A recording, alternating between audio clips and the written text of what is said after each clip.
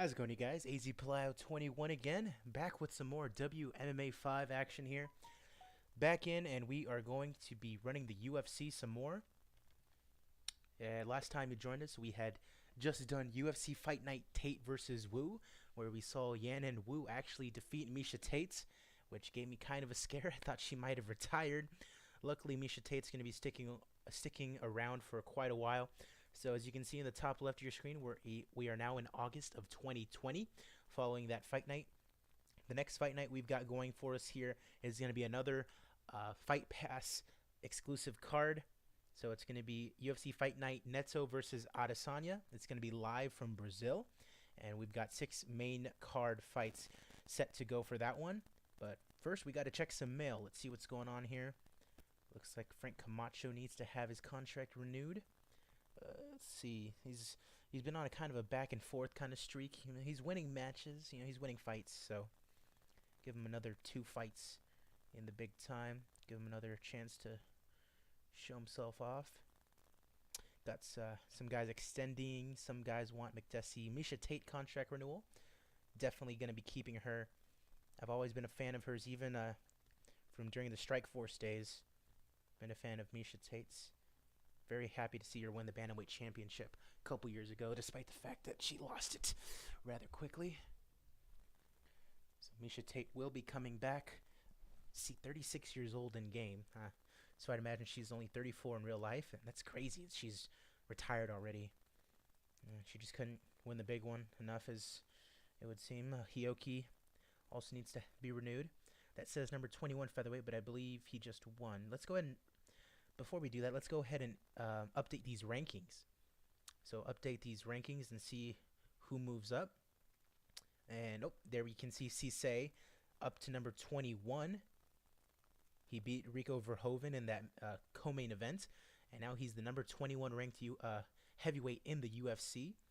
You can see their loss to Brown. He was ranked before that, I believe, and beat up the number 22 overall, Rico Verhoeven. And it looks like Verhoeven dropped out of the rankings, and Sosnovsky ends up dropping down just 1. He's going to be in a main event fight against Marcin Tybura. That's going to be interesting to see.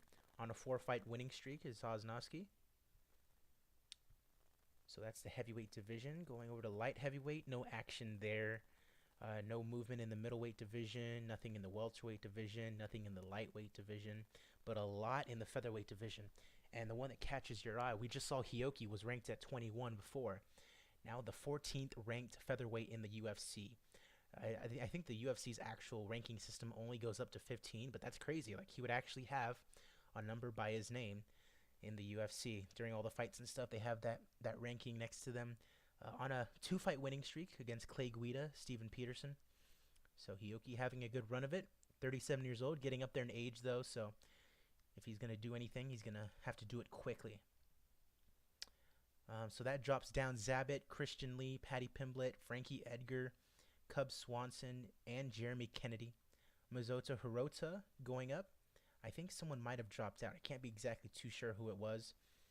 But yeah, because it looks like his last fight was a loss. So I think someone must have definitely just dropped out. Rolando Dai added into the mix at 25th. He faces off against Michael Truzano in September, so about a month away from his fight. So Hioki moving up there in the rankings. Going over to bantamweight, and we have a new ranked opponent, Randy Yahya, who we just saw beat Alejandro Perez. Yahya getting a win back. He was on a nice winning streak before this, before losing to Tanaka, and got his win back from Perez. And so it looks like he is now in the rankings. It's the bantamweight division. Flyweight division, of course, our champion Joseph Benavidez. And remember, I talked in the previous episode about this guy, Acevedo, as Horiguchi goes all the way down from 8th to 15th after that loss to Acevedo. This guy was just fighting against DJ Johnson for the championship, and now it's looking like that might not be the case for a while, mostly because Mighty Mouse is not the champion anymore, but lost to Azevedo in the very first round. And Azevedo is now the 7th ranked flyweight in the world. A low-level national, getting his name up there. That's always nice to see, and he is on a nice winning streak, 6-fight winning streak during this save. including all 4 of his fights in the UFC being wins, and a big one over Horiguchi. He said he wants to fight against Nguyen, and that looks like a fight that could be made, although he is scheduled already against Inoue. And remember, if Inoue beats Ben Nguyen, he will be fighting against Benavidez for the title. But Azevedo, maybe Ray Borg is open. Maybe that could be a fight for Azevedo. Maybe Ray Borg. You never know. Anything can happen in the world of mixed martial arts. Henry Cejudo and Nguyen going down. McCall, Ulanbekov, Pettis, and Horiguchi going down. Remember, that's the flyweight division. Women's featherweight, nothing doing. Women's bantamweight, a lot of things going on, including Miesha Tate going down from, I believe, number 5 all the way down to number 9. So still in the top 10, but nonetheless, not a great showing from her against Yanan Wu, who is now the number 11th ranked bantamweight in the UFC after a nice first round defeat of Miesha Tate. Pacheco and Pudilova going down, and that's the bantamweight division. Nothing doing in the women's flyweight or the women's strawweight, and so that is good on the rankings. So now we're going to get back into that email. Take care of Hioki.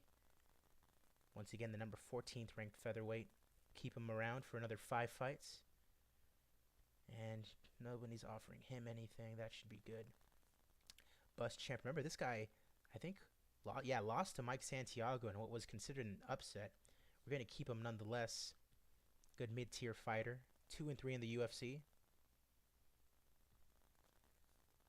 This guy, French.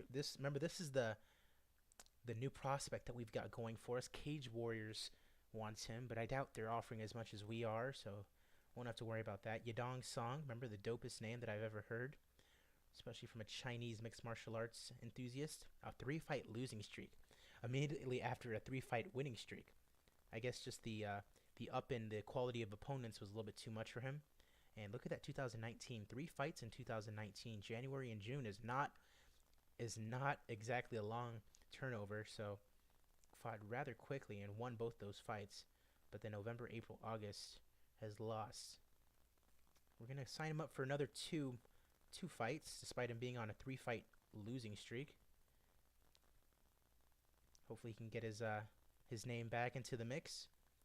And Yoel Romero has left Berserker's team. That's quite weird. I actually just got done listening to a podcast with Yoel Romero on the Joe Rogan Experience. Curtis Millender coming to the end of his contract. Remember, he just won after a little bit of a losing streak from him, so it's good to see. We'll give him another 2 fights left.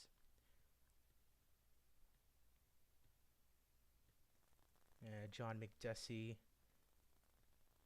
think he beat Frank Camacho. Give him another 3 fights. 3 guaranteed at least. McDessie, I remember seeing him so many UFC prelims. Jason Knight, he won, I believe, in the first round. Yes, he did, due to a knee bar. He recently fought on that Darren Till card.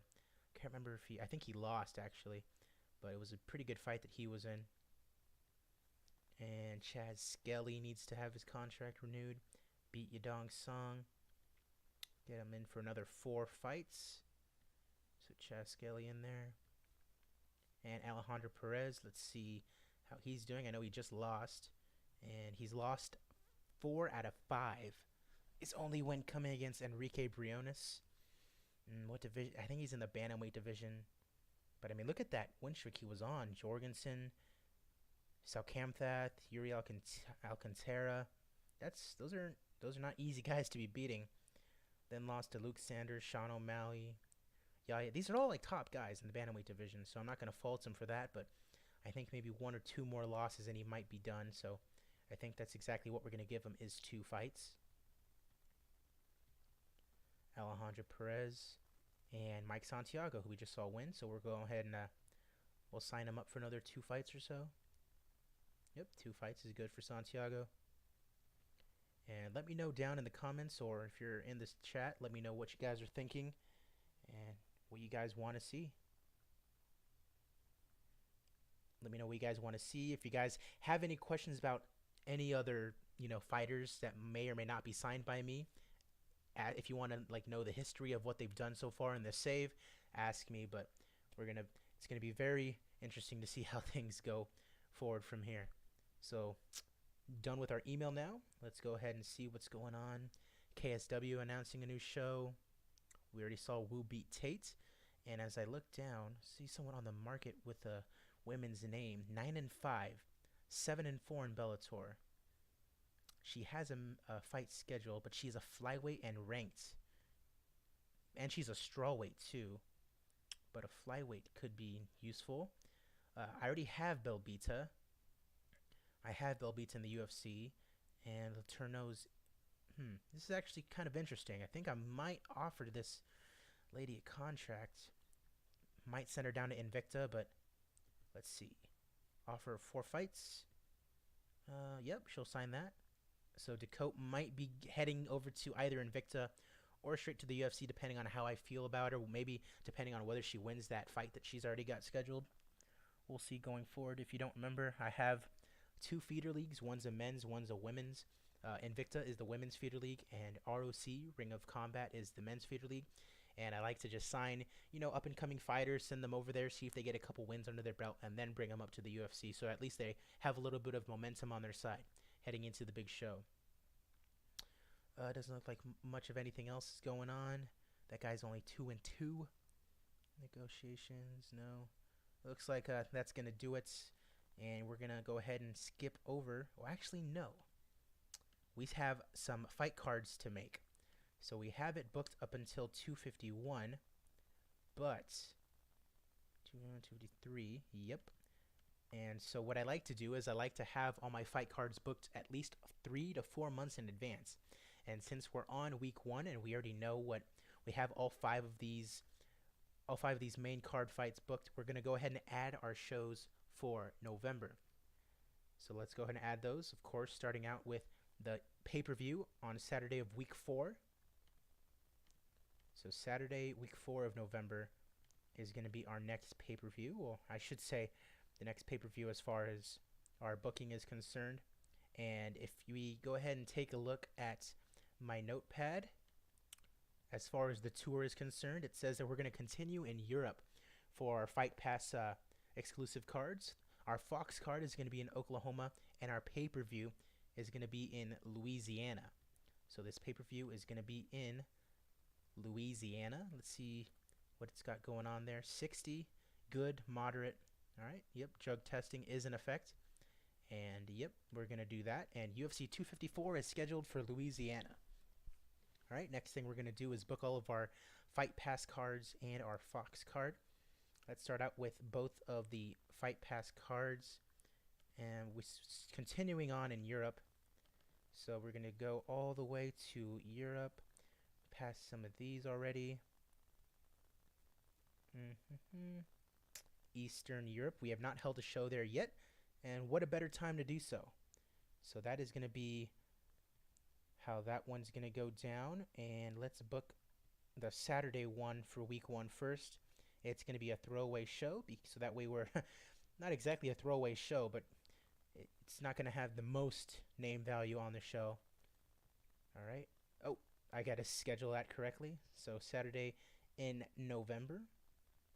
Drug testing is in effect, and we're all good on that. And so I had 2 fight nights in week 1, so we're going to only have 1 in week 1 on this time around. But we got the Fox card to book, and I believe I said that was going to be in Oklahoma. Yes, it is. So let's go ahead and get that one scheduled as well. Saturday of week 2 in November, and it's going to be in Oklahoma. Can't recall the last time they had we had a card here, Kaufman versus Conan. That was rather recently, actually. Huh. That's kind of strange. Did I already book a pay-per-view event? Oh, no. Hold on. Is this one in Florida, Louisiana, Georgia? That's strange. Okay, well, nonetheless, we're going to have that Fox card in Oklahoma anyways. I'm going by what I wrote down earlier, so it's still going to be in Oklahoma. Saturday, week 2 of November. Keep in mind, we are in 2020. You can book cards 2 years in advance. That's crazy. Especially considering that, I don't know. I don't know what I'm thinking, but it's just crazy to think that you would book MMA card 2 years in advance. Maybe if you wanted to have like a super big card or something like that, but it just seems strange to me. Let's see here. All right, that looks all good. Drug testing is in effect. Oklahoma, yep. All right, so Eastern Europe. So we need 2 more European cards for week 3. The first one is going to be on Wednesday. And they're both going to be throwaway shows. And let's see where in Europe we're going to hold these. Ireland? That could be interesting. We just did one. I think we just scheduled one for the Netherlands. Southeast Europe, perhaps? Scandinavia, Poland, Eastern Europe, New South Wales. Let's go ahead and book this one. Not Iberia, not Germany. Yeah. Yeah, let's go ahead and do it in Ireland. No, not Ireland. Let's go ahead and do it in Iberia, the Iberian Peninsula, kind of like Greece. Yeah, it sounds pretty good to me. All right, that's going to be on that Wednesday. Drug testing in effect. All good. And we're going to do that last fight card, I believe, in Scandinavia. Like Sweden kind of deal. All right, Scandinavia, all good. All right, UFC Fight Night. And we got to name it 3 because that is the 3rd show of the kind. Oh, we got to actually put the schedule on there for it. Saturday, week 3 in November. And so now comes the fun part, you guys. Now comes the part where we actually book the matches. And I always like to start out with the most important card of the month, and that is the pay-per-view.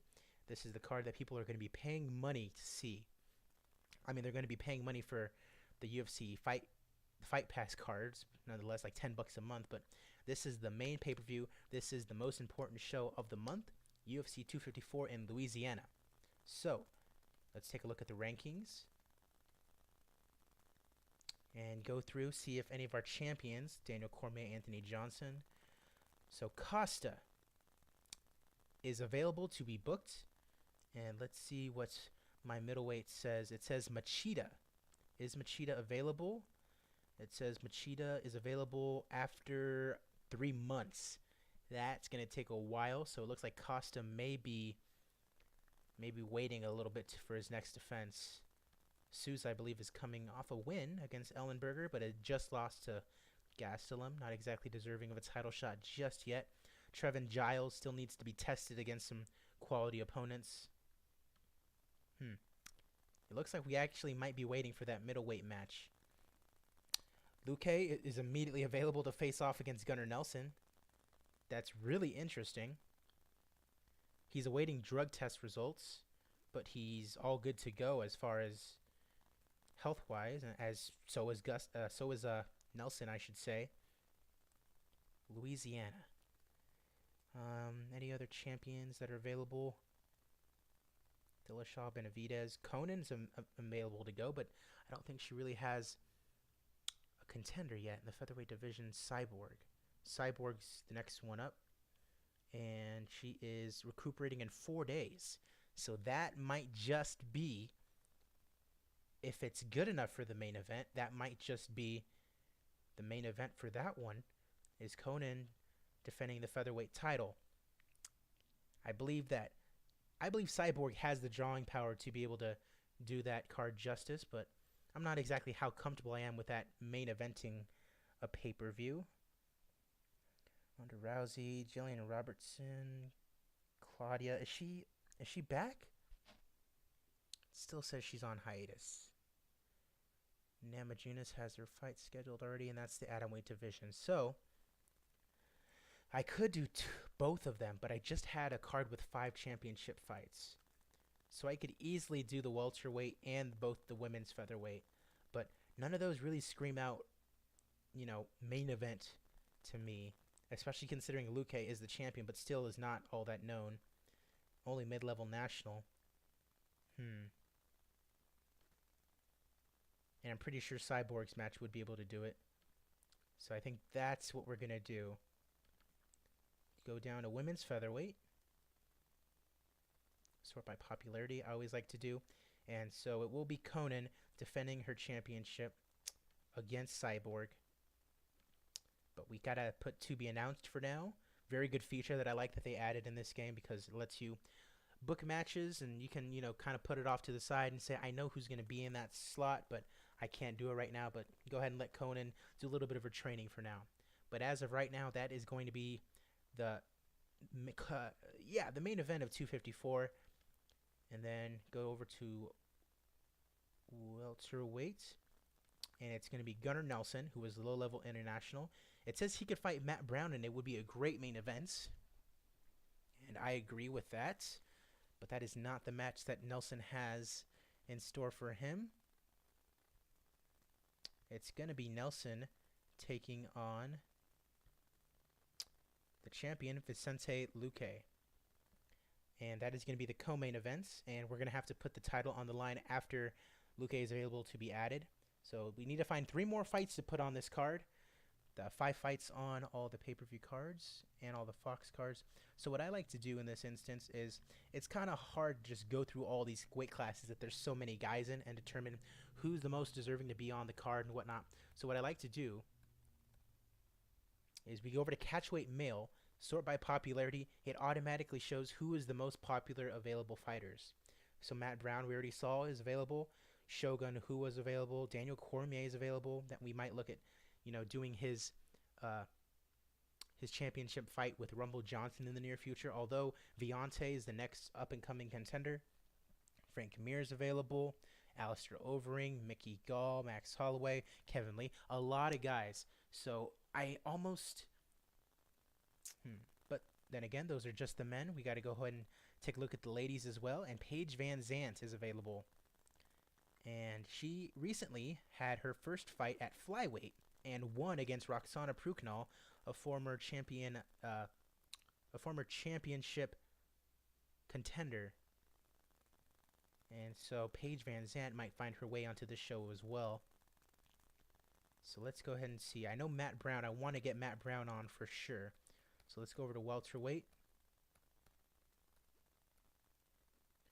Matt Brown versus Mickey Gall.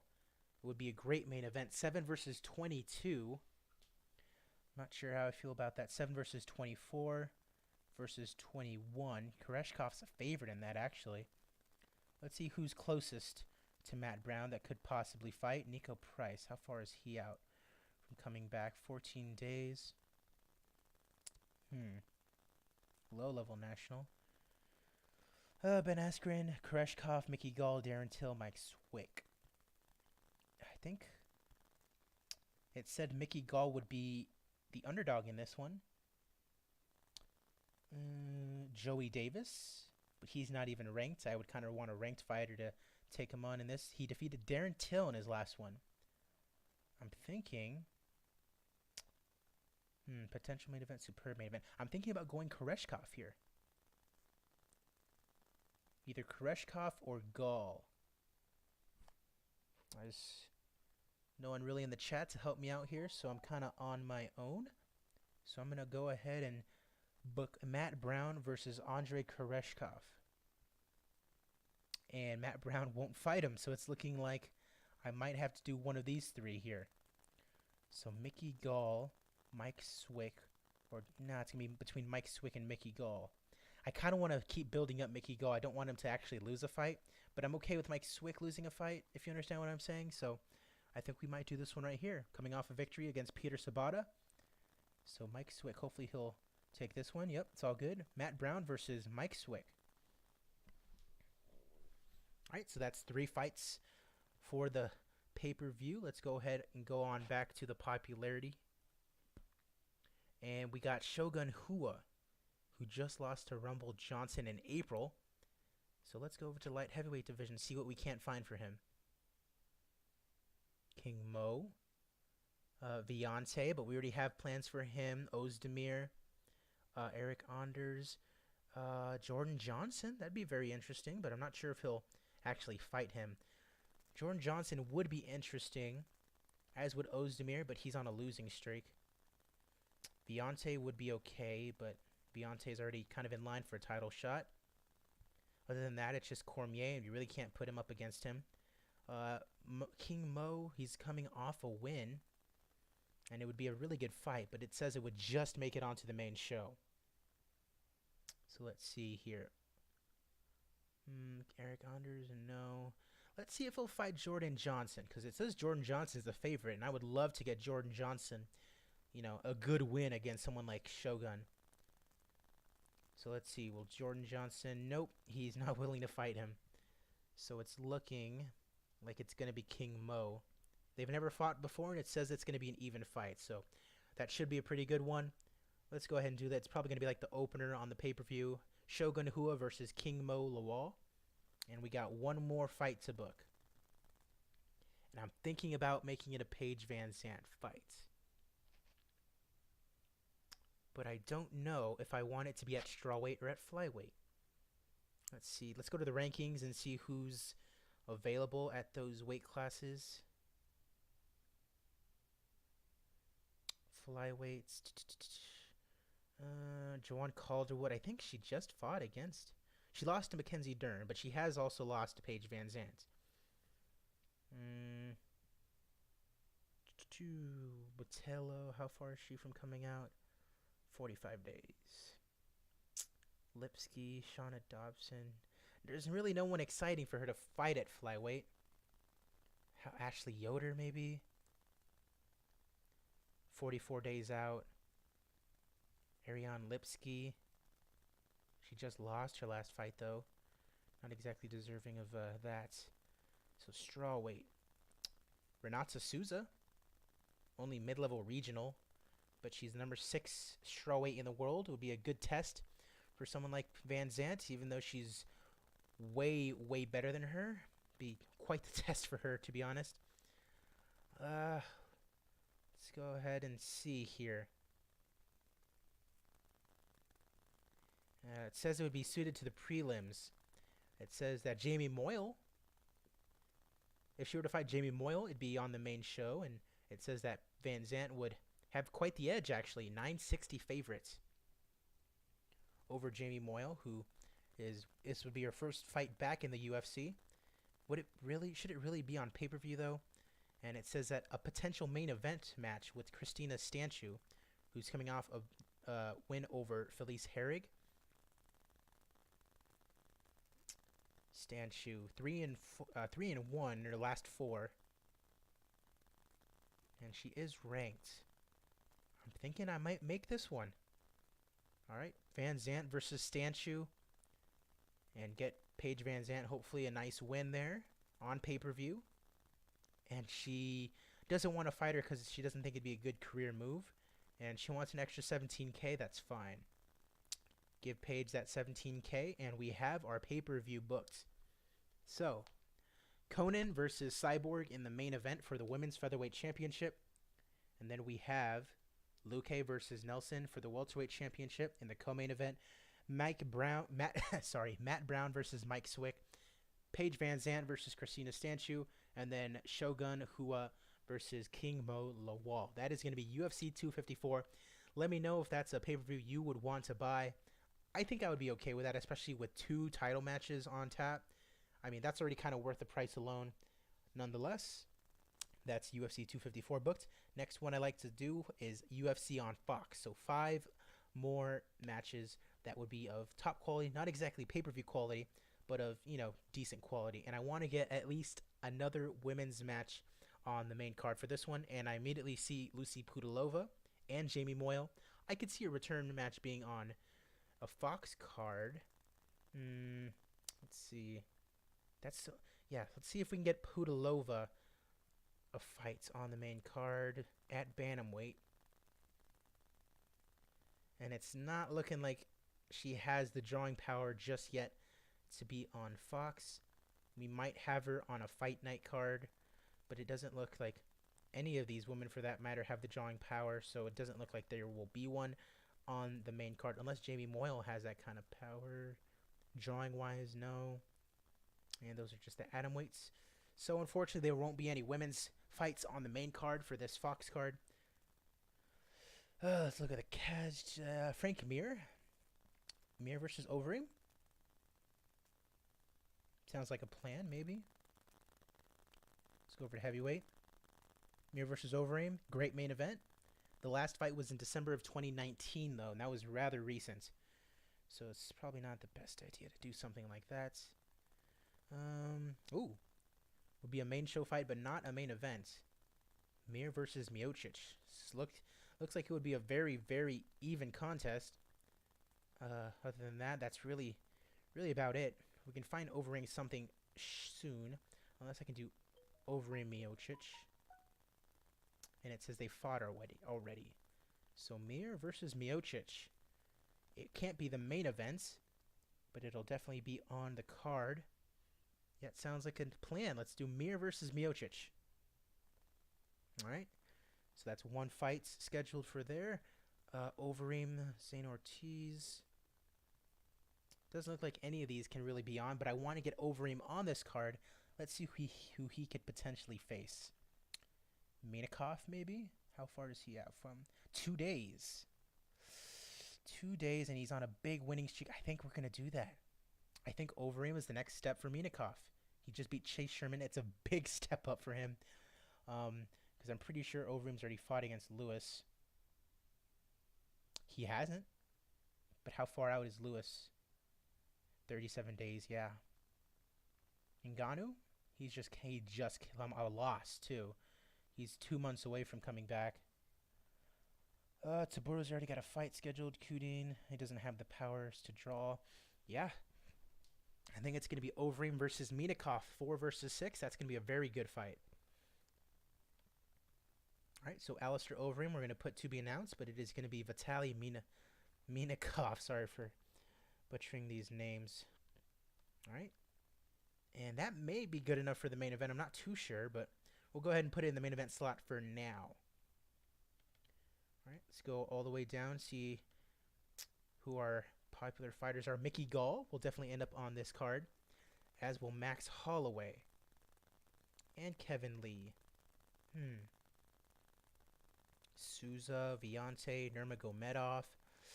All right, so let's go to welterweight. Check out Mickey Gall's deal. Gall versus Koreshkov would be a great main event, it says, and it would be a really good fight. That is very interesting. Joey Davis would be a good one, too. Sabata, that'd be a main show fight. I think I'm going to go this one right here. The most popular fighters, Koreshkov and Gall. And I think it's going to be in the main event slot right now. Koreshkov is the favorite. 2 young upstart fighters looking to get up in the welterweight rankings. That's going to be a great main event for a Fox card. And we're going to put it right up on top of this Overeem fight for now. Gall, I think he's main evented a show before. Yep, he beat Yushin Okami back in 2019. And he's been on a couple more Fight Night cards and on one UFC on Fox card, and he's going to be on another. All right, so taking on Koreshkov. 2 more fights to set up here, and I think, what was it? Souza... Kevin Lee. Lee versus Nurmagomedov. It says he has time for a full camp. He's on a winning streak. Kevin Lee. On a 2-fight winning streak. Jury and Ferreira. Nurmagomedov. Do I really want to feed him to Nurmagomedov right now? It said that he's fought him recently, so I don't think we'll be able to do that. T-Bow, Nick Lentz. Just feed him Nick Lentz. Just give Kevin Lee an easy fight. That'd be kind of a shitty thing to do. And if we're going to do that for somebody, probably be Nurmagomedov, considering I think he's coming off a loss, coming off a victory. And Nurmagomedov doesn't have the drawing power to do that. This is curious. Kevin Lee, I do want him on the show. Would be a potential main event, but Habib would probably win, and I don't think I want that just yet. So Nick Lentz, any of these guys really. Anybody on a winning streak? Nick Lentz is. I think we're going to do this. So Kevin Lee versus Nick Lentz. It's going to be a main show fight. It's going to be underneath both of these. Actually, no. It's going to be above the Mir Miocic fight, but underneath this one and way under this one. So one more fight to add. And we're going to see, I think it was in the featherweight division. Max Holloway needs someone to face. So let's go to the rankings. He's the number 2 ranked fighter. Aaron Pico immediately catches my eye. He's awaiting drug test results as he just beat Hirota. But I think that might be the fight to make for this Fox card. Unless Barao is back soon. 5 months, it does not look like it. Mendez, what about Mendez? Although I think he's fought him. He just lost to Holloway. Ortega's only 8 days away. Hasn't fought Holloway. And I'm not sure I want to feed Pico to some really top talent just yet, even though he's 6th ranked. So Holloway Ortega might be the fight that I do. Because Pico is only 23 years old. I still need to build him up a little bit. Maybe get him to like high level. Well, he's already low level international. That's crazy. Wow. Who's he fought? I mean, immediately defeated Korean Zombie, then Do-Ho Choi, then Hirota. I mean, he's not beating bums by any means of the. But jeez, throwing him at Holloway right now. Not exactly sure I want to do that. And then Ortega's a little bit more seasoned, and that'll be a good fight. Off victory over Frankie Edgar, lost to Cole Miller and Yair. And has he fought? No, he hasn't fought Max, So I think I'm going to wait it out and do Brian Ortega. Although Aaron Pico should be. I think I might have a main event, a fight night card. Although, who is he going to fight? A lot of people are booked up already. Maybe someone like Mendez or Barao. But, geez, even then, that's still. And he's going to get a lot more exposure on a card like this. So it's a wonder what I want him to do here. If Pico were to fight Mendez, he'd probably win. But who do I have it? I'm going to go ahead and do Holloway versus Ortega. And we'll find out what we do with Pico later on. Be above that one. And probably above that one. So this looks like a really good card, especially for free TV on Fox. Mickey Gall versus Koreshkov will probably end up being the main event. Alistair Overeem versus, I think it's, Minikov. Holloway versus what's going to be, Brian Ortega. I almost forgot already. Kevin Lee versus Nick Lentz, and then Mir versus Miocic. So that's the Fox card. And we have some Fight Night cards to book up too. So Fight Night in Eastern Europe. Let's go ahead and add something for there. And immediately I want to get at least 2 women's fights on this card. So Pudilova. Go over to bantamweight, see who she can face off against. Pacheco, it says that could be a main event. And see if it says all of these could be potential main events, except for Lauren Murphy. Who on a winning streak? Anybody? Yeah. Pacheco's on a winning streak. That looks like it'd be a really good fight for this card. Number 13 versus number 12. Pudilova versus Pacheco. Just off a win over Alexis Davis, and she's just off a loss to Amanda Nunes. Let's do this. Pacheco versus Pudilova. And that'll stay in the main event slot unless we find something better. I want another women's match on this card. So let's go to females. Irene Cabello in the atomweight division. We can't use her just yet. Marina Moros. Another atomweight. Irene Aldana. Let's go and check out Moros over in the strawweight division. Anyone on the... No, it doesn't say that she would be good fit to fight anyone on the main card. So let's go ahead and take another look at Aldana. None of these fighters can fight on the main card, it seems. That's a bit of a bummer. Any featherweights? No. On the prelims, it says Dobson versus Lipsky. No, they say they deserve to be on the prelims as well. None of these. Wow, none of these. Let's see. Oh, what about Moyle? No, not even her. That's crazy. Wow. All right. So one female fight on that card. Let's go ahead and book the rest of them. 5 more fights to book up. I might just do another. You know what? I might just do a female match anyways. Okay, let's go to Morose. Again, see who would have a really good fight with her. Moyle, 19 versus 20. I think that's what I'm going to do. Jamie Moyle in her return fight to the UFC against Marina Morose. And that is going to be the opener, more than likely. All right, so we got our 2 women's fights done and booked. Let's see who else we can get on here. Peter Sabata, very popular in this region at welterweights. Let's go over to the welterweights. See what we can get for Sabata. Joey Davis, haven't fought and would be a strong main event.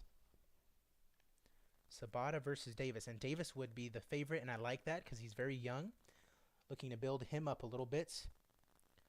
Jumo, decent main event, but they fought already. So would Chagas. It's looking like there's no reason to not do that Joey Davis fight. Hopefully Davis could win that and end up getting ranked. Sabata versus Davis looks like it's going to be the main event here. All right, so we got 3 fights there. Let's go take a look at who's the next more popular fighter. Tony Ferguson on a winning streak. I think I want him to main event another card in his own right. So let's go ahead and take a look at the next one. Jan Blachowicz, Nurmagomedov. I think I want him to headline his own fight card as well. Souza. Wow.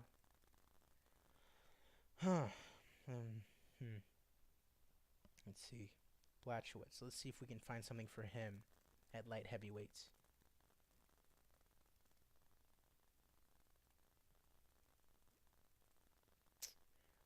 It says right here, Eric Anders would be a good fight, as would Barroso. And it says Jordan Johnson would be a potential main event. They haven't fought before, and Jordan Johnson would be a favorite. Blachowicz is getting up there in age. Or do I want just a good fight? I think I would just want a good fight, and Eric Anders would give that to him. So would Barroso, but let's go ahead and put Eric Anders up against Blachowicz. All right, it's going to be above that Morose fight. One more. Let's go back. See who else we can buck up here. This So-Chul Kim guy on a winning streak just beat Brian Caraway. At bantamweight, Souza. Oh, man. A lot of really good names here. Ferguson at lightweight.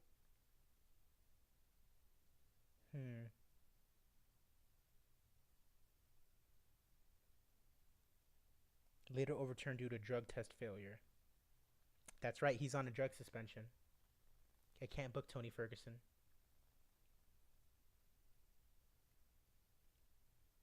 So-Chul Kim. Let's go to bantamweight, see what's cooking over there. Sean O'Malley. Strong main event. So would Zahabi. They're both on winning streaks. So who do I want him to face? They're both going to be really close fights. And Zahabi. 21, 13. Sean O'Malley was in the Contender Series, Dana White's Contender Series. But I don't know if I want him to fight against Kim. I think I'm going to do Zahabi. 18 versus 21 seems like a good fit. It says it'll be a strong main event, but I think I'm going to put this in the co-spot. So right there above Pudilova and Pacheco. And we have one more fight to book. And I see Tyson off there. See if we can get him a fight at lightweight. Either him, Alessio Sakara at middleweight. Ozdemir, who's on a losing streak. Now let's see if we can find Ozdemir a fight. All right, going to the light heavyweights. Over to Ozdemir. Barroso. Jordan Johnson. He would be the favorite against Ozdemir, but he's on a losing streak. I kind of want Ozdemir to come out on top just to get a little bit of momentum back on his side. It's saying that a lot of these would be just prelim fights. Barroso, looks like Barroso might be the most viable option for what I want to do. So I think that's what I'm going to do. Ozdemir versus Barroso, that'll be the last fight for this fight card. Alright. We've got it booked up. Main event, Sabata Davis. Su Chul Kim versus Iman Zahabi. Pudilova versus Pacheco. Ozdemir versus Barroso. Blachowicz versus Anders. And Moroz versus Moyle. That is UFC Fight Night, Sabata versus Davis. Alright. UFC on Fox, we already know. Well, we don't know, actually, because I don't know who Overeem's going to fight. Well, he's going to fight Minakov, but I don't think Minakov has the name value to headline, although Overeem definitely has the name value. So I think we'll just wait and see on that. Unless we have 2 more fight cards to book. This one is in Iberia. And I think I wanted... Yes, Nurmagomedov. Let's have him headline his own fight card at lightweight. Against Taisimov? Is he ranked? He's not. Justin Gaethje. Ooh. He just lost to Connor. Tamur. Potential main event. Khabib versus Mountfio. That could be interesting. Potential main event, Jared Gordon. So I'm thinking either Gaethje, who just lost to Connor, but would only have time for a quick camp. Either him or Mountfio, who's on a winning streak, but only has 1 win in the UFC. And I would kind of like to see him beat at least one other person before giving him a main event. So I think I'm going to do Gaethje here, 2 versus 3. They're not both coming off wins, although Nurmagomedov is. Although I can see myself giving... Can I, though? It would only be 2 fights in. Let's go ahead and take a look at the rankings here. At lightweight, Poirier is booked to fight Connor. Chandler is booked to fight Mark Diakashi. Other than that, Edson Barbosa, what did he last do? Beat Taisimov. And Kevin Lee is booked against Lentz. So, yeah. That looks to be the fight to make. So if Nurmagomedov were to beat Gaethje, Nurmagomedov is the next in line for the lightweight championship. I think that's what we're going to do here. Because Gaethje just fought the champion. So he can immediately establish himself as a top contender still by defeating Nurmagomedov. But if Khabib were to beat him, he would automatically be in line for the championship shot. That is what I'm going to do here. All right. So here we go. Justin Gaethje versus Khabib. And it said it's going to be a decent main event. He won't have time for a training camp. Give him another 6,500. And there we are. All right, let's see who else can be on this card. Let's see if I can't get a woman on this card, or women's fights. Not that one. Irene. Let's see if they'll take a women's bantamweight fight. And it's not looking like that's going to be the case. Just not enough women to book up here. That's not going to happen. All right, so next up is Ronaldo Souza and Taisimov and Sakara.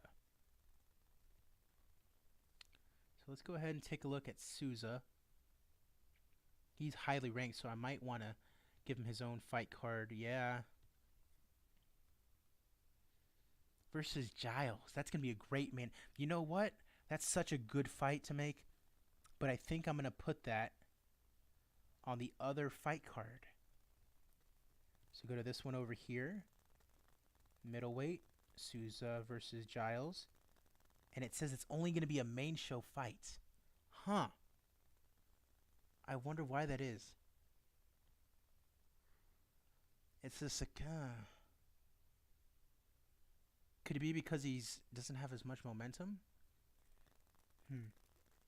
But it said it would be a strong main event for the other show. I wonder. So what I'm going to do is I'm going to move this Nurmagomedov and Gaethje to this fight card.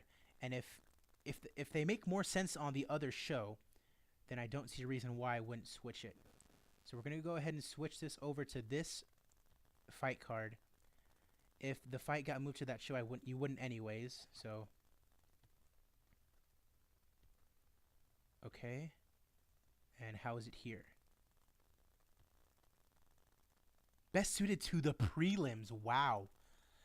Oh no. Maybe Scandinavia just has a more. They have like a. They expect more out of their fight cards, perhaps. Oh man.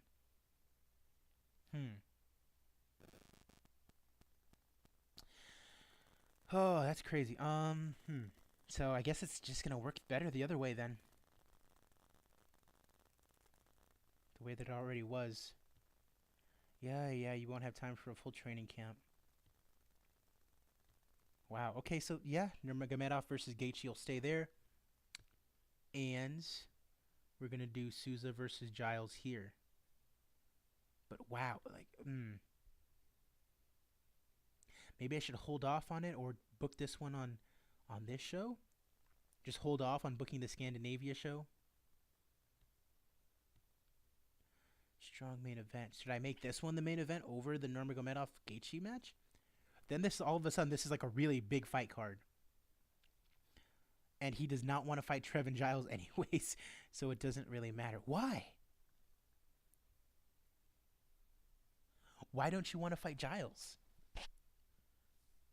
Souza, you're 41 years old, man. You're on your way out. Like, what are you doing? You just beat Ellenberger. Good for you. You're high-level national in South America, but this isn't Brazil, bro. This is like Greece. Why do you have a problem fighting Trevin Giles? Alright, you're gonna end up on a prelim if you fuck up like that. Yeah. Someone for him to fight then. Sakara. Seedenblad. Yeah, fuck it. Just, oh man. What turned into like a very big, like top 10 fight is just me feeding a can to Giles now because fucking Souza doesn't want to do business, and that sucks. But it's whatever. It happens. This shit happens in the UFC all the time. People just say, I don't want to fight him because he's either not well known or I'm scared of him or this shit happens. So welcome to the real world of mixed martial arts. That's all I can say. Trevin Giles will face off against Magnus Seedenblad. And Souza, I'm going to fucking put you on a prelim against some scrub if you want to fucking act like that. I mean, I'll put you on the show. But, jeez, man. Will he fight anybody? Will he fight Sakara? See, now Sakara is saying this is too much of a step up in terms of competition. And he just won't fight him. And now Souza can't fight anybody on this card. That is, wow. So who do you want to fight? You want to fight like top 5? Do you want me to just throw Chris Weidman at you? You're going to be waiting 2 months. Luke Rockhold just lost to Lyoto Machida. How long does he? 19 days. So, you know. I might be able to throw, but see, like, he has no momentum. So I might be able to throw this fight on the other show. Souza Rockhold on the other show. That's capable of main eventing. That's 3 versus 5.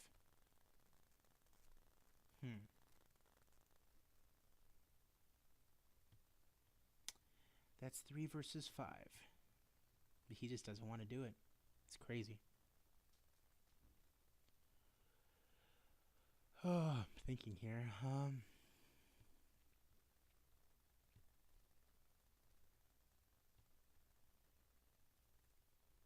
This is what's going to happen.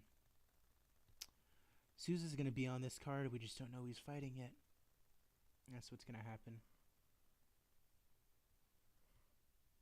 All right. Trevin Giles versus Siedenblad. One more fight. Let's see here. We need to do 4 more fights for that card, actually. Tysimov. Who can you fight, Tysimov? David Temer on a winning streak. Vartanian off of defeats. Nick Newell, the one-armed fighter, who's going to be on the Contender Series this year. Mercier coming off of defeats. Rush. That's actually a pretty good one. Yeah, let's... nah. Let's do this. Let's do Tamer versus Tysimov. Good mid-tier card. Or a good mid-tier, I should say, fight to have. Trevin Giles will be in the co-main event for now. Alright, go back. See who we should be putting here. Sakara at middleweight. Let's see. Khrushchev on a winning streak.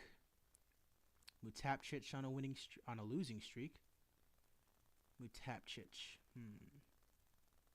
This would be a really good fight, but it says it would just make it onto the main show. Justin Jones, number 19. Yeah, let's do this. Jones is just barely the favorite. Sakar versus Jones. Yeah, let's do it. Go ahead and do this. It's his not his debut, but his re-debut. So his first fight back to the UFC.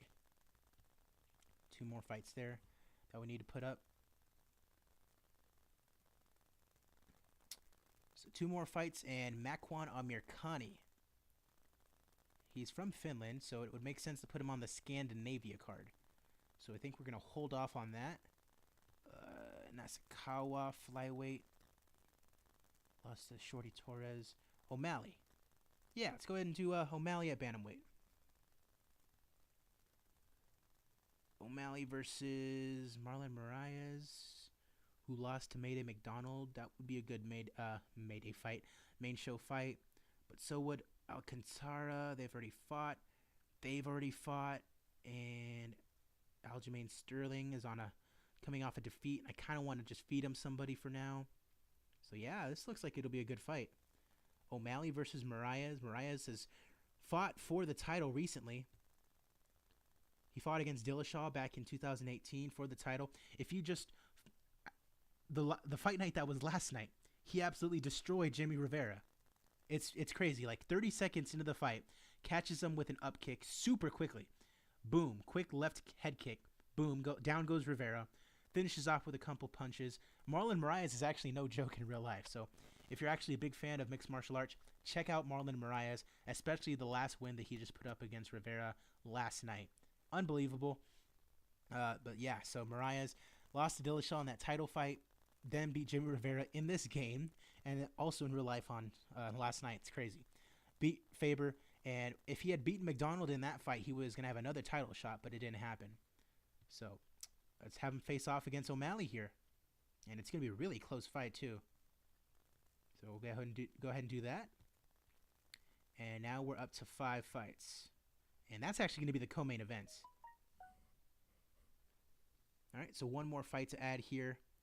And then we'll book the Scandinavia fight. And then I'm going to go ahead and get off because the Mexico game is on right now. And I just saw that they scored against Scotland, which is good. They need to get some good experience in before the World Cup that starts in a couple weeks. I'm super stoked for that. All right, let's see here. Nasukawa, Jenkins, or McKee. That might... there's a lot of featherweights we can book up. So I think I'm going to book a featherweight fight. I think I'll just choose from any of those 4, really. So not Amirkhani. Bubba Jenkins on a winning streak. AJ McKee coming off a victory. That would be a really good fight. Potential main event, Bandai versus Jenkins. Boom, there we go. Both on winning streaks. That looks like the fight to make right there. Boom. Jenkins, Bandai, the last fight of this one. And that is how it's going to go. It's going to bump Giles down, but it's all right. So the main event, Nurmagomedov versus Gaethje. Sean O'Malley versus Marlon Moraes. Bubba Jenkins versus Bandai. Giles versus Seaton Blad, Sakara versus Jones, Taisimov versus Temer. I'd say that's pretty good for a Fight Pass exclusive fight card, especially Nurmagomedov versus Gaethje. Like, this is actually a really good fight card. If I was the UFC, I'd probably want to put this on like Fox Sports 1 or something. But like, due to the constraints of this game, broadcasters are going to get upset if you put on a fight card with this kind of caliber, which is kind of dumb because like all these fighters are really good except for basically Seed and Blad, and they deserve to be on TV. It's just they're not as known, so it's kind of hard to describe. Like basically, the only like the UFC on Fox, like that is a really big fight card. That's basically the only type of fight card they'll really accept on TV, unless it's just like basically a pay-per-view like caliber fight card. So that's why I have these Fight Pass exclusive fight cards. Get these guys some fights in without the super pressure of performing or having name value. You know what I'm saying? So, but that's a really good main event, Nurmagomedov and Gaethje. So good fight card there. And let's get on over to the Scandinavia card where we have one fight already booked: Souza versus who knows. It's right, Amir Khan. Immediately, let's get him on here. Not against McKee. Give him a really close fight in his hometown. No, all of these are saying that they should be on the prelims. All of these are saying that they should be on the prelims, but he's got to be on the card. So, let's go ahead and do this one right here. Alexander Da Costa. Damn, Scandinavia just really shit. Scandinavia just expects really good fight card, I guess. Or it could have the fact that they're already getting a fight card within like 2 months. That's probably what it is. Well, that's a bummer. Nonetheless, we'll have to deal with that. Scandinavia getting another fight card, so they're kind of like fatigued with the fact that they have another fight card coming their way. So they're basically like, well, we'll only really go unless we won't go again unless you put like a massive card out there. And I might just have to do that. And if that ends up being the case, I might have to put it on TV. So let's see who the more popular fighters are and if they're capable of drawing for this card. Sun Sao? Only time for a quick camp. Nasakawa. Let's go over to the flyweights. See if we can't find someone for him to fight on this card. Prelims. Sun Sao. Prelims. Wow. Okay, so I'm going to wait. I'm going to hold off.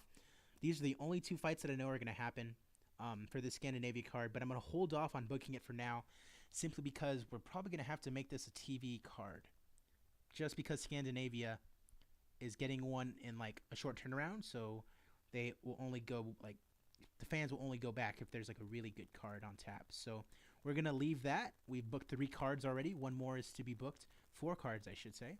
But we're going to go ahead towards Saturday. So just as a reminder, if you're watching on YouTube, be sure to follow my stream on Twitch at AZPalayo21. And if you're on Twitch, AZPalayo21 is the channel name on YouTube. Be sure to tune into my stuff on there. Having a lot of fun playing this game for you guys, and a lot of fun playing for myself as well.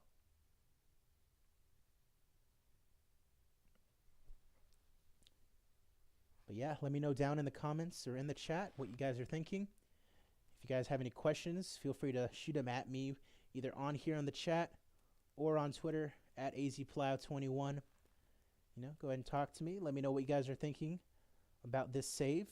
If there's anything else you guys would like to see me do, I am a big wrestling fan, big MMA fan, so you're going to be seeing a lot of that kind of stuff in this.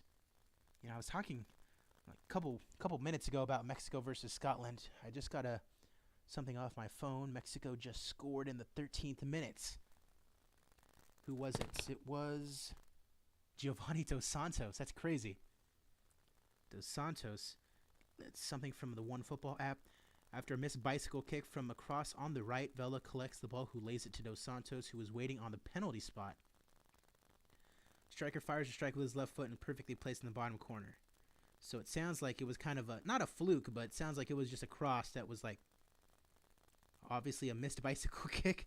And then it just kind of fell to Vela. He hands it off to Dos Santos, who just finishes it home. and Mexico. Scotland isn't exactly the best European talent they could face in a friendly, but they got to find a way to tune up towards Germany, so it's a pretty decent way to do so. They got South Korea, Germany, and Sweden. So this is probably more of a tune-up for Sweden than anything else. I'd imagine they probably want to face off against Italy, because Italy isn't in the World Cup, surprisingly. But nonetheless, we're at Saturday, and if you have any soccer questions, hit me up, because I'm big on the World Cup, and I can't wait for the next couple weeks, let me tell you. People approaching Rolender, that's cool. Wanda Feaster has signed. Cool. So, I need to make sure that she ends up in the feeder league. So what I'm going to do now is I'm going to go ahead and put this right here.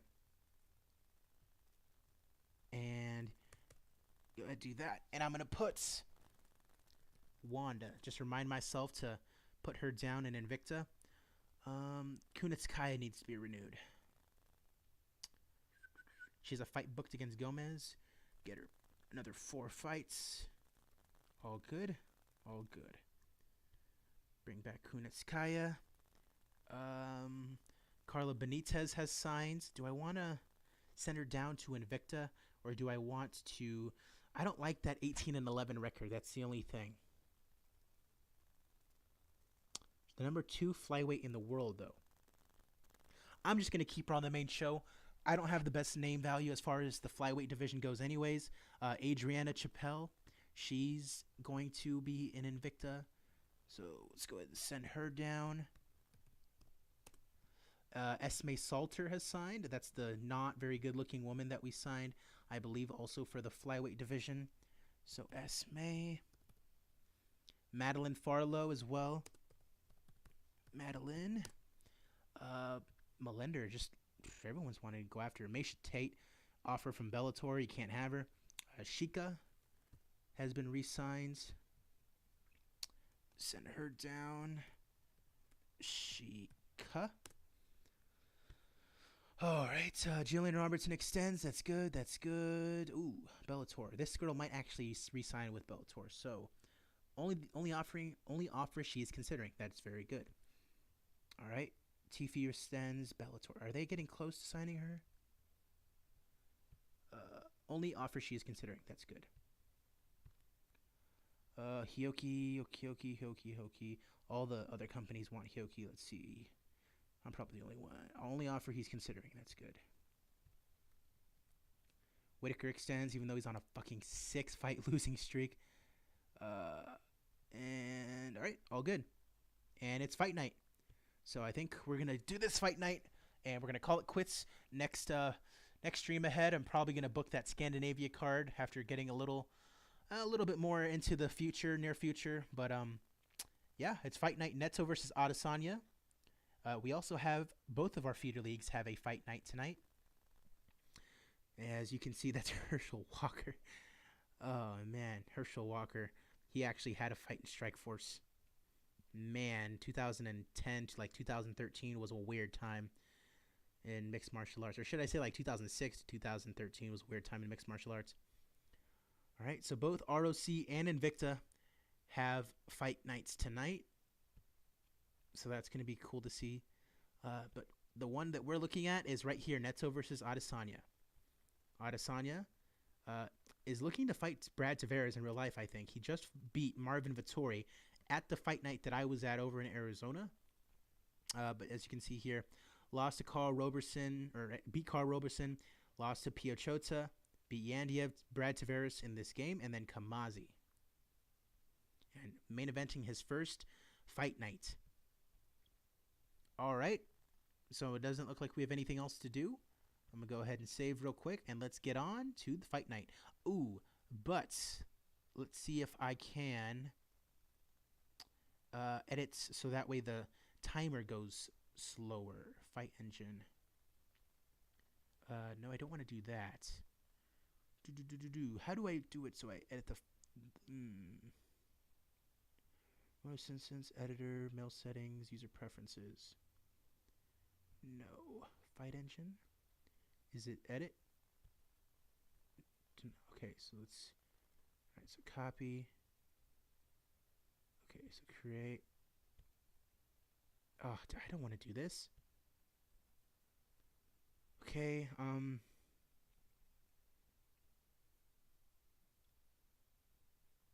Well, I don't think I know how to do this. Hmm. I might have to do that from like the main menus. Let's see if I can do that. Oh, hold up. Nope, not yet. Let's go to this one and then save again. Main menu. Yep. Now let's see. Play-by-play controls. Timer speed. Here we go.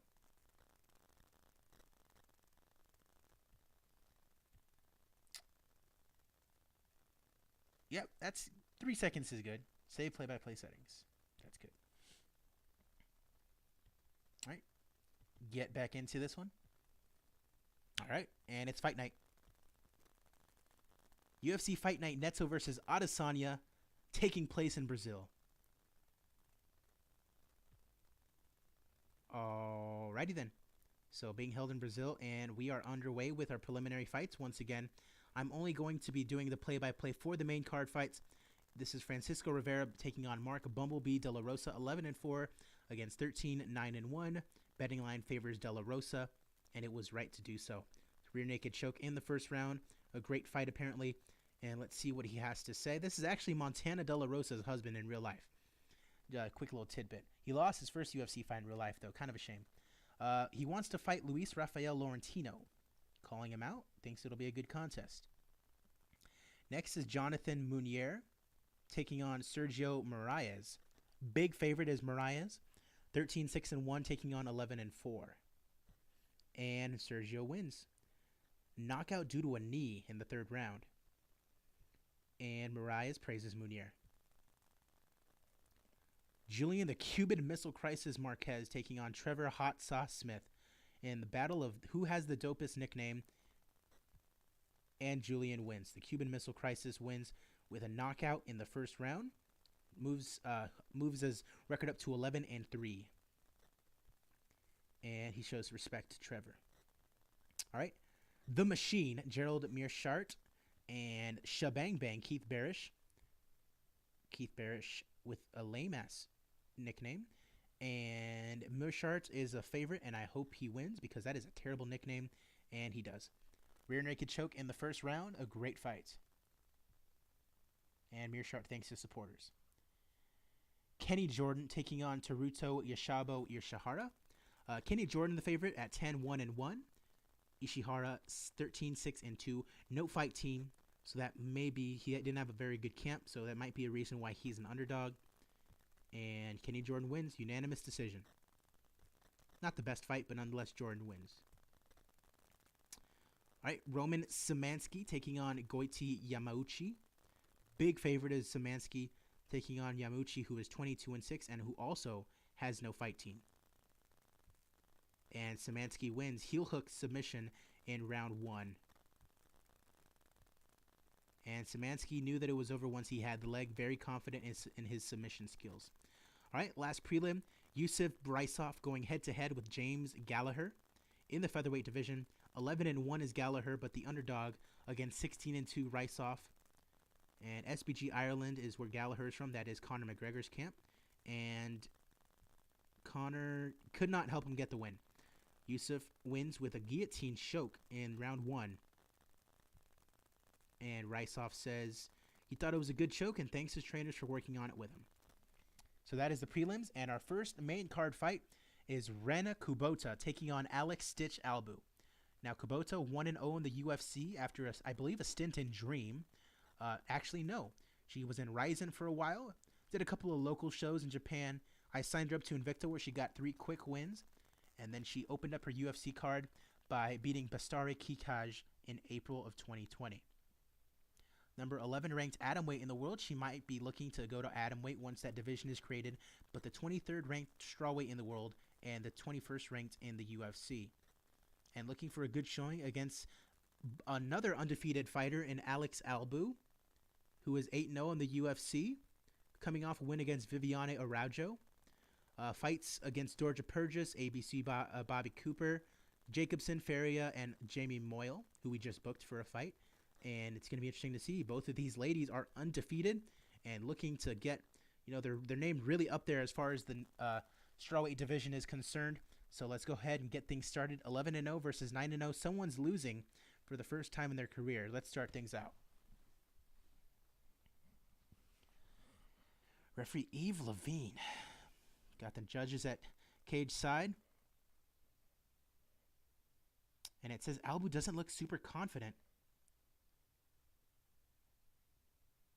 So that may not be good. They touch gloves, but Kubota may be at an advantage here. It said Albu doesn't look all that confident. Scores with a right head kick. And this might be going a little too slow. 3 seconds.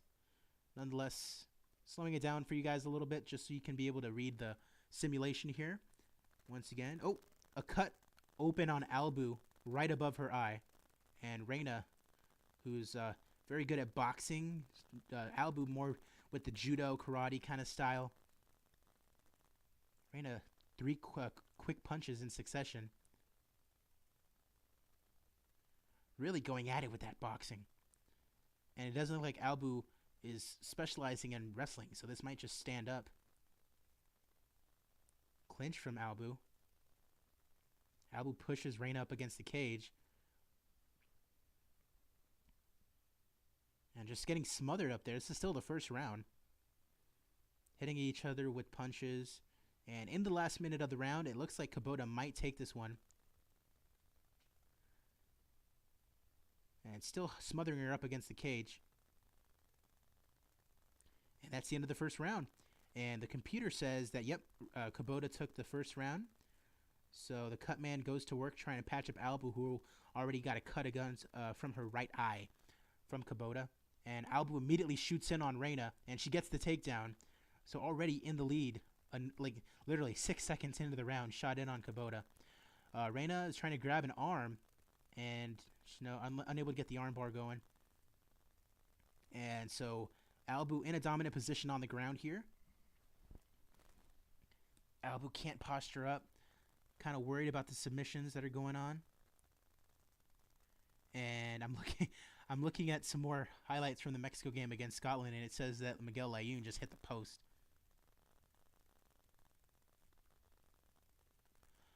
Scramble up here. No one. I think it's gonna be even at the end of this round if they make it that far. Ability to exert control. Stitch Albu. Still in a dominant position. Dirty boxing now in the clinch. Too little progress, and they're stood up, and that's going to be the end of the second round.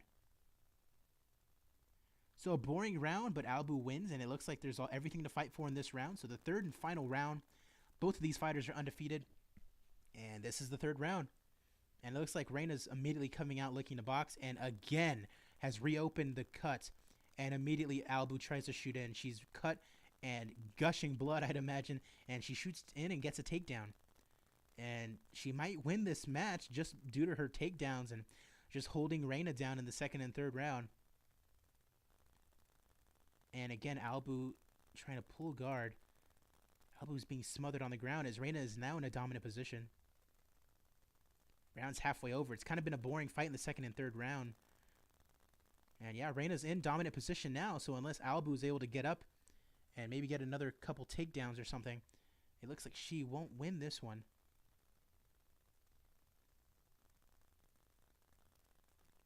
A judo throw attempt from Albu, unsuccessful.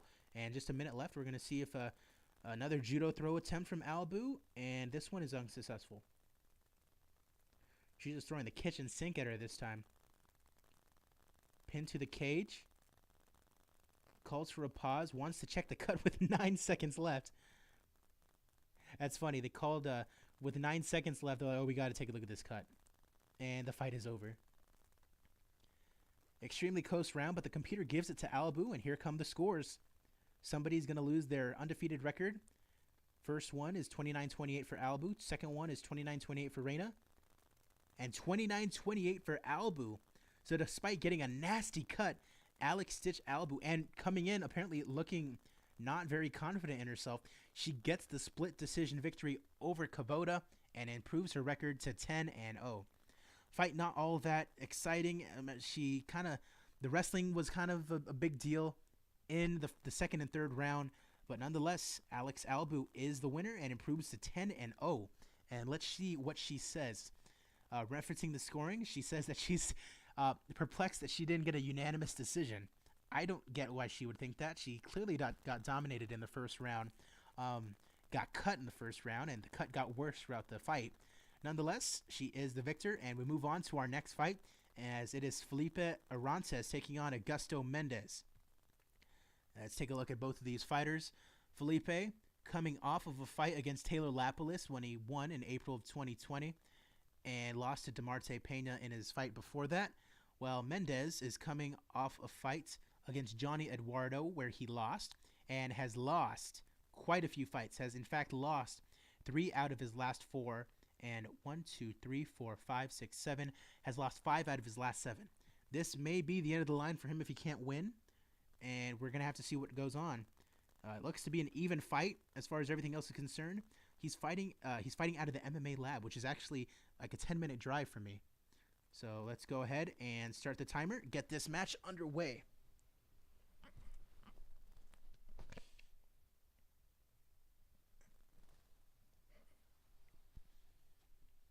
Underway with the second fight of the main card for Neto versus Adesanya.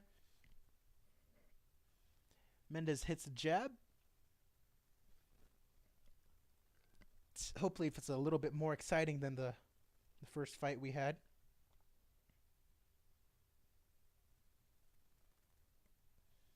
Misses a right hook. Well, they're both coming in looking to scrap.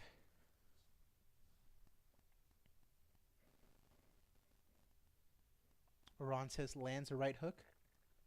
Mendez lands a 1-2. They're exchanging a little bit. Second half of the first round.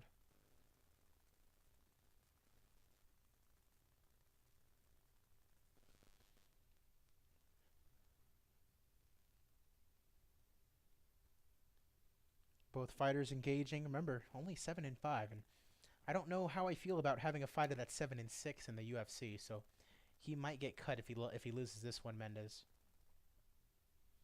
But just look at Arantes' record: 20-11, 1-2. So that means a draw and 2 no contests. A jab from Arantes. Mendez trying to get a hold of him, probably setting up some Muay Thai takedown attempt with 30 seconds left and gets it to go. Mendez fires off some shots on the ground, and the round is over. It looks like Mendez might have won that one.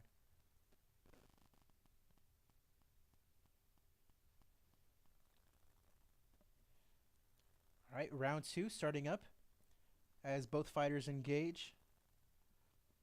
Arantes hitting an uppercut and down. Arantes falls to the floor, and Mendez might have won. Starting to hammer him down with punches. Is he going to get the TKO? I think he's going to. And it's all over. Augusto Mendez finally wins and might have just saved his job in the UFC. Great fight, and Arantes down for the count from a knockout. A great fight and a great win for Augusto Mendez. Improves to 8-5. And he also wants to fight against Luis Rafael Laurentino. So a great fight. That second one didn't go to a decision like the last one we saw. And now we have Davi Ramos, the Tasmanian Devil, taking on Claudio Henrique da Silva. Remember, this is in Brazil, so a lot of Brazilian fighters on this card. Davi Ramos, his last fight was against Ben Saunders when he won back in January of 19. And Henrique da Silva, his last fight was against Luke Jumo. He's on a 3-fight losing streak against Montano, Taleb, and Jumo. The bookies favor Ramos a lot, and it's 8-3 versus 12-4, and let's go. Dan Mergliotta, the referee.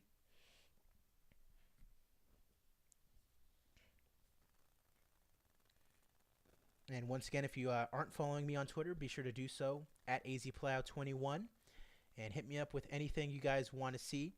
Any questions you may have for me about this game, about the UFC, about soccer, anything in general, just go and hit me up, talk to me. I'm always a pretty chill guy to talk to, and let's do this. Let's run the UFC together, guys.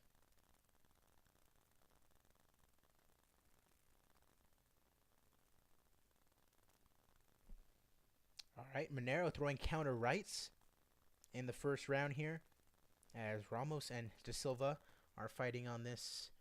What's been an okay fight card so far? You know, we had the women's fight in the first one, went to a decision, and then a big knockout from Montano, or from Mendez, I should say. Both of them exchanging.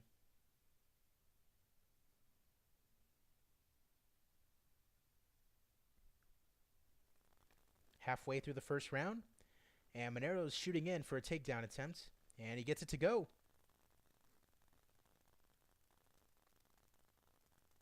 And Monero in a dominant position, firing off some punches.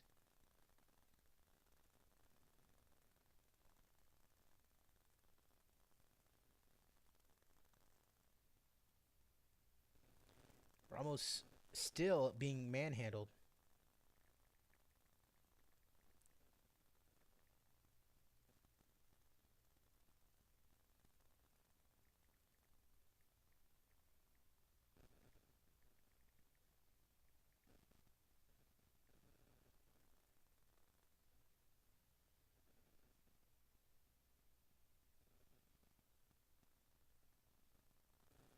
And Monero going in for another takedown attempt.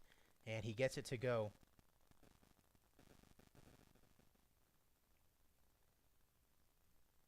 And can't force a tap out. Guillotine is in there. Hold is released. He was gassing himself up by going for the guillotine.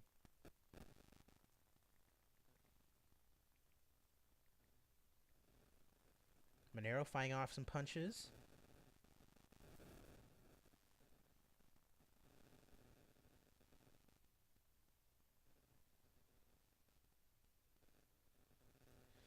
Unsuccessful on the sweep.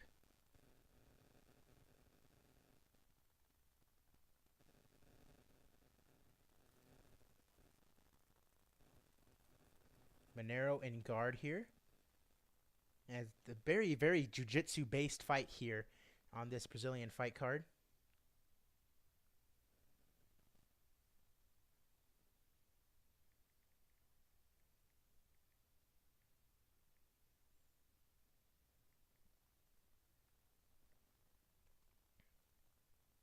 Ramos still looking to exchange.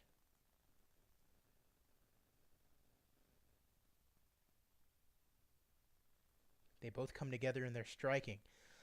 Once again, back and forth kind of action here. Oh, big strike.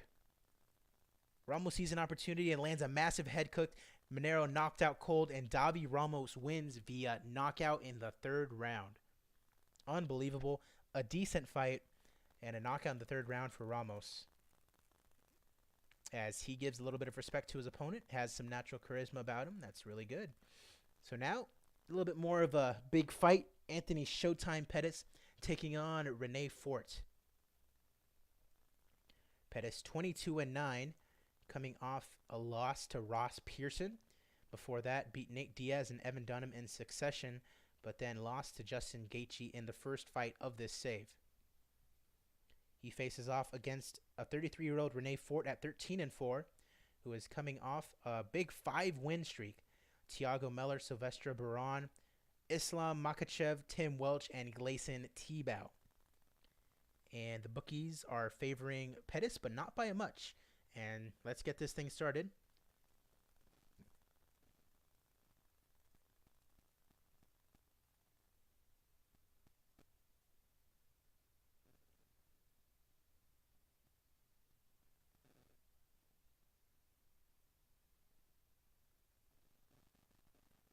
So exchange not going much of anywhere.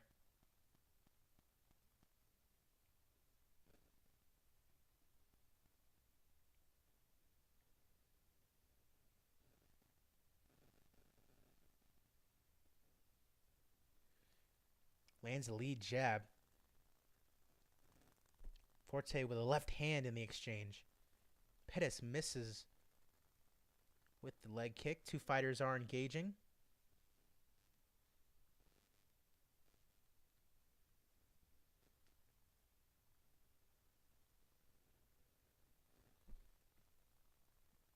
Pettis looks to counter with a jab as we move into the second half of the round.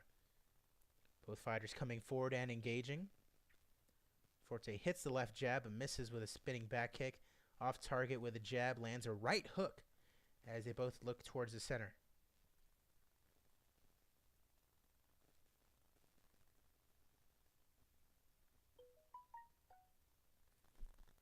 Come together and strike. Pettis misses a right cross. Fort comes in with a jab to the body. All right, a little bit under a minute left in the first round. We are watching UFC Fight Night Neto versus Adesanya as Fort comes in looking for a takedown, and he's unable to. Actually, no, he gets it to go. Pettis has to pull guard. Pettis locked in a guillotine immediately after getting it to go as Forte pulls free. Pettis didn't have it exactly sunk in, so a nice takedown for Fort at the end of the round, and it looks like he might have won it. Back underway with the second round.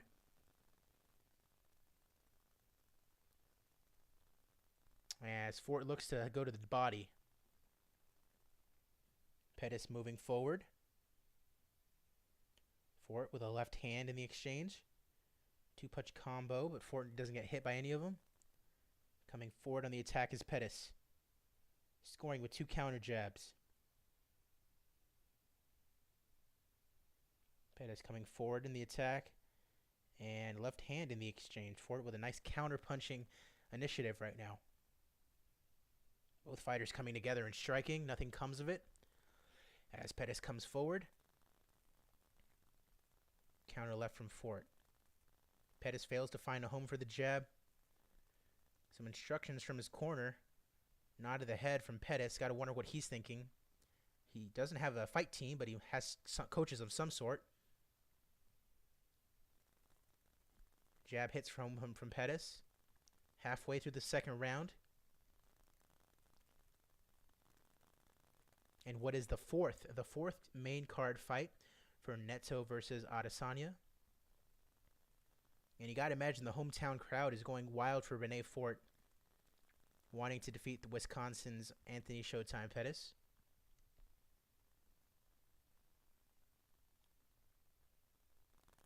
Fort with a head kick attempt. And Pettis looks to set up a leg kick. 1 minute left to go in the round. Moving well, but a little breathing deeper, getting into that second round, and especially in the third round, starts to get gassed really easily.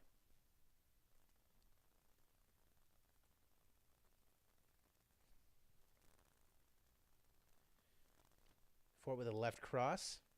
Powerful straight right from Pettis. Fort is knocked down by that shot into the second round, and Pettis knows that this is a golden opportunity, but the second round is almost over, and he gets saved by the bell. And Pettis almost winning the fight in the second round, right towards the end. But it looks like Fort may be hurt, so it's gonna be close. It's gonna be interesting to see what happens in this third round. Pettis might just, it looks like Fort is gassing a little bit. Pettis might want to, really push the issue here. As in comes Pettis, and wildly with a spinning kick. As Pettis is now countering really well. Doesn't connect with the counter.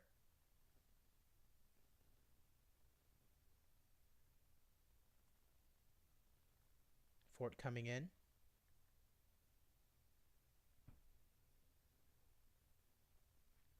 Pettis hits the jab and a left kick to the body. Two fighters are coming in together. Both these fighters really wanting a win here, especially on such short notice. Brazilian card for Renee Forts. He would like to win in his hometown, I'm sure.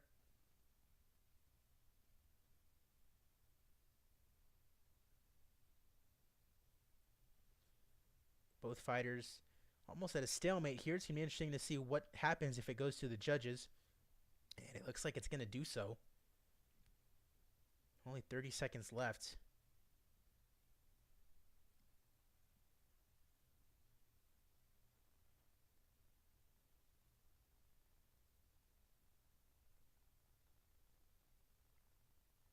As Fort lands a left jab, scores with a right hook, and that is it for round 3 and for the fight. And they're going to say that it went to Fort, but we're going to have to see what the judges score it. All 3 judges scored as 29-28 for Renee Fort by unanimous decision. Unbelievable. So defeats the former champion in Showtime Pettis, and that is a big win for Renee Fort. The fight was rated as being great, and he said he wants to fight Akhmed Aliyev next. So the co-main events is Charles de Bronx Oliveira versus Christian the Warrior Lee. This is Christian's debut match in the UFC, but already ranked 21st featherweight in the world, 16th in the UFC. And look at that win streak, all of it in ONE FC. Last lost to Herbert Burns back in 2018, but that was 2 years ago. Has defeated a ton of guys, including UFC veteran Nam Phan. So that is Christian the Warrior Lee making his UFC debut against Charles Oliveira, who last fought against Andre Fili and lost. Also lost to Hatsu Huoki, beat Jason Knight. So that's what we've got going for us here. And that is the co-main events as we get things going. I think Warrior Lee might just edge this one's out, but it's gonna be curious to see. Mixed martial arts going up against jiu-jitsu. Always an interesting combo, those two.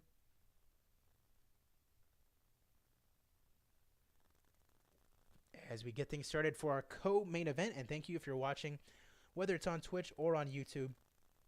Let me know down below in the chat or in the comments what you guys want to see and what you guys think of the save so far. If you guys want me to maybe skip to the end on these matches and kind of only show the main event sometimes, or if you want to, maybe me just skip the fights and go a little bit more towards the booking of the fights in general, I can do that as well. Typically, when I'm on my own and I play games like these, I like to just skip towards the end and only do title fights. But, big strike. As Lee hits a straight right hand, Oliveira looks to covers up. And Oliveira crashes down to the floor. Christian Lee sends his victory, unloads with punches. And great shots that rock him. It looks like it. Yep. Referee pulls Lee away, and the winner by TKO is Christian the Warrior Lee, improving to 17-2 in a very quick co-main event. So TKO victor, and very happy to cap his UFC debut with a win. I would be too. As we move towards the main events of the evening, Antonio Neto in his home country of Brazil, taking on Izzy Adesanya. All right, the main event, Neto is coming off a defeat of the Cuban Missile Crisis, Julian Marquez, who we saw in the prelims earlier on, and lost to Hector Lombard, beat Brad Tavares, beat Tim Bosch, beat Jack Hermanson, and he's going up against Izzy Adesanya, who is coming up against Kamazi Tavares and Yandiev, lost to Pachota. So both these guys in the middleweight division looking to get ranked, and we are underway with the main event of the evening, Neto versus Adesanya, here in the UFC for this UFC save on WMMA5. And we're underway. Two fighters touch gloves. This is what it's all about. You want to be in the main event of the evening. And Adesanya as immediately back up against Adesanya, immediately leaping in with a flying knee. And Adesanya, 30 seconds into the fight, Neto's not able to defend himself at all. And Miragliotta immediately jumps and saves Neto. What was apparently supposed to be a very close fight gets stopped 40 seconds into the very first round as Izzy Adesanya defeats Antonio Neto. As you can see there, by strikes in 40 seconds. The fight was rated as being good. I don't know how you can rate a fight that's only 40 seconds long, but Izzy Adesanya is 16-1, winning in the main event of the evening and capping off an amazing night of fights as he just thanks his family, friends, and supporters. And that is the end of UFC Fight Night Neto versus Adesanya. And that is going to do it for us, both in the stream and on YouTube. Let me know down in the comments below what you guys thought, what you guys want to see. I might, for future, videos, kind of just skip through the preliminary fights and the main card fights and just play the main event. That's what we all came to see anyways. That is the most important fight of the card. So that's probably what I'm going to look to do next time out. Attendance of 2,700 in Brazil. Commercial ratings good. Critical ratings good. I unfortunately did not put it on the Fight Pass, so it was basically just a fight card that happened in Brazil. Nonetheless, that is UFC Fight Night. Neto versus Adesanya. I'll see you guys around next time. AZ Palayo 21 signing off. We'll see you for our next fight card, as the fight of the night is Christian Lee, as KO of the night is Augusto Mendez. You're going to give a performance bonus to Adesanya. Yep. We made $251,000. Not like that's really an issue as far as money-wise.